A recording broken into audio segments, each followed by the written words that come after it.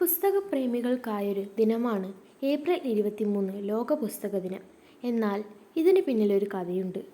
ആദ്യം തന്നെ ഏപ്രിൽ 23 പുസ്തക ദിനമായിട്ട് ആയിരുന്നില്ല ആചരിച്ചിരുന്നത്. ഏപ്രിൽ 23 സ്പെയിൻകാർക്ക് റോസാപ്പൂ ദിനമായിരുന്നു. റോസാപ്പൂ ദിനത്തിൽ പരസ്പരം റോസാപ്പൂക്കൾ കൈമാറിയിട്ടായിരുന്നു എല്ലാവരും ആഘോഷിച്ചിരുന്നത്.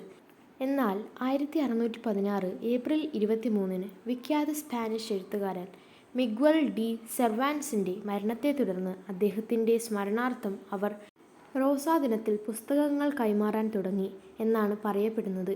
പിന്നീട് ആളുകൾ റോസാപ്പൂ ദിനത്തിൽ പുസ്തകങ്ങൾ പരസ്പരം കൈമാറുന്നതും കഴിയുന്നിടത്തോളം പുസ്തകങ്ങൾ ശേഖരിക്കാനും തുടങ്ങി. ഇത്തരത്തിൽ ചെയ്യുന്നത് ആളുകൾ സാംസ്കാരികതയുടെയും സഹിഷ്ണുതയുടെയും ലക്ഷണങ്ങൾ കണ്ടു തുടങ്ങുകയും ചെയ്തതോടെയാണ് ലോക പുസ്തക ദിനം എന്ന ആശയം വരുന്നതെന്നാണ് പറയപ്പെടുന്നത്. സ്പെയിൻകാരുടെ പുസ്തക പ്രേമത്തിൽ ആവേശം ഉൾക്കൊണ്ട് യുനെസ്കോ ഏപ്രിൽ 23 പുസ്തക ദിനാചരണത്തിന് തുടക്കമിടുകയായിരുന്നു.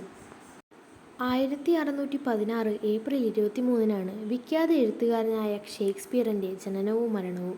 അതുകൊണ്ട് തന്നെയാണ് ഈ ദിനത്തിൽ ലോക പുസ്തക ദിനം ആചരിക്കാൻ തുടങ്ങിയത് എന്നും ആളുകൾ വ്യക്തമാക്കുന്നു.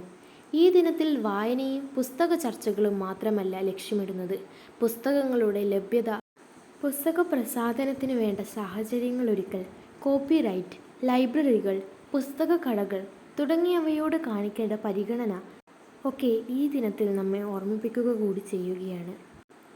വീഡിയോ ഇഷ്ടപ്പെട്ടാൽ ലൈക്ക് ചെയ്യുക, ഷെയർ ചെയ്യുക, സബ്സ്ക്രൈബ് ചെയ്യുക. നന്ദി.